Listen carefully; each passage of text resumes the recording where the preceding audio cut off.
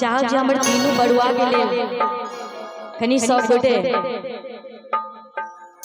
ठीक बड़ुआ छथिन दिव्यांशु झा जी, काश्यप, प्रांशु काश्यप और अंकित काश्यप, तीनों बड़ुआ के हमरा सब कलाकार के तरफ से बहुत बहुत आशीर्वाद और सुंदरसन बधैया अपने सबके बीच में। अब बधैया के मतलब बुझे देवे, बधैया के मतलब बुझे देवे, कहने पड़ते कि दगड़े दगड़े बीच गुखुला नगरिया, गुखुला नगरिया बधैया बाजे, हाँ बधैया बाजे। एक बार बाबा नंद के लिए एकदम जोरदार ताली होनी चाहिए। जय उनके लिए इतनी सौभाग्य बात जो हम सब कलाकार तो उपस्थित छी की बिल्कुल, तो उनका बहुत बहुत धन्यवाद हम सब कलाकार की तरफ से। हाँ बधैया बाजे, हाँ बधैया बाजे, बाबा नंद की दुनिया बधैया बाजे, बाबा नंद की दुनिया बधैया बाजे। डगड़े डगड़े बीच गुखुला नगरिया, गुखुला नगरिया बधैया बाजे, हाँ बधैया बाजे। अब मामी मौसी कत हरा गेलखिन बड़ुआ के कत छथे कनी लाइट एगो उमरो दैते त कनी चलते उमर कम रखा पड़े छै। हां कैमरा वाला भैया भी ये काज कर के लाइट देबे कनी उमरो घुमा देबे छै। हां बधैया बाजे, अहाँ सब ताली बजेबे त हम छीन लेबे जे के मामी मौसी छथिन। हां ओहे छथिन मामी, हमर प्रदीप भैया सामने होमे सल छथिन। हां बधैया बाजे, बाबा नंद की दुनिया बधैया बाजे, बाबा नंद की दुनिया बधैया बाजे।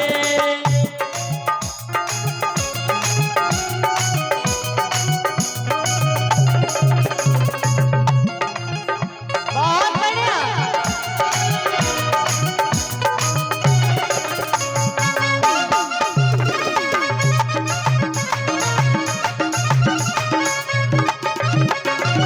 राजा जी लुटावत अनधान सुनमा, अनधान सुनामा। और एता शब्द छै राजा जी, गीत के गीत में जे छै, लेकिन एता हम से नहीं कहबे। बाबा खर्चा के नहीं चलथिन त ई जगह पर शब्द बाबा के हेबाक छै कि बाबा जी लुटावत अनधान सुनमा, अनधान सुनामा। बाबा जी लुटावत अनधान सुनमा, अनधान सुनमा। यशोदा रानी जी, हाँ यशोदा रानी जी, लाल पियर चुनरिया यशोदा रानी जी, लाल पियर चुनरिया यशोदा रानी जी।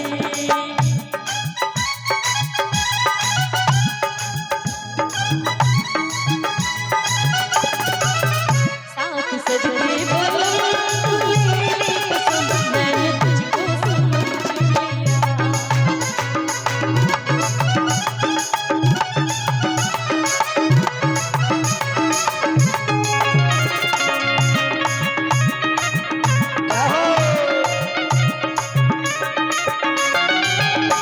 और की कहे छथिन जहन बड़ुआ के उड़न उपलैन होइ छै तो जहन बाबू के केस कटल हेतै तो सब आयल हेथिन अगल बगल के।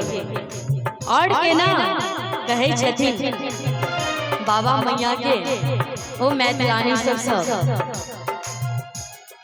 बाबा जी लुटावत अनधान सुनमा, अनधान सुनामा। बाबा जी लुटावत अनधान सुनमा, अनधान सुनमा। यशोदा रानी जी, हाँ यशोदा रानी जी, लग जाड़ी रे कंगन माँ यशोदा रानी जी, लग जाड़ी रे कंगन माँ यशोदा रानी जी।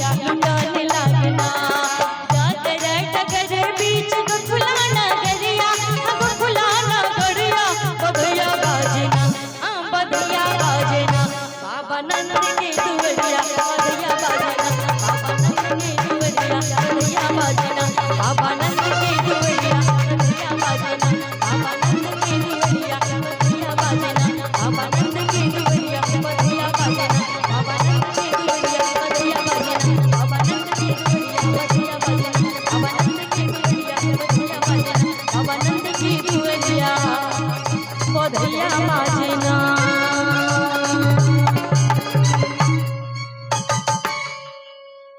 और हमर जे म्यूजिशियन छथिन नाल पर दल्लू भैया हुनकर छोटका बौआ छथिन जे मतलब पहिलू के दिन बजा रहल छथिन। चाहब जी बच्चा के लेल कनी मीट मीट ताली बजा दियो जेना हिनकर पप्पा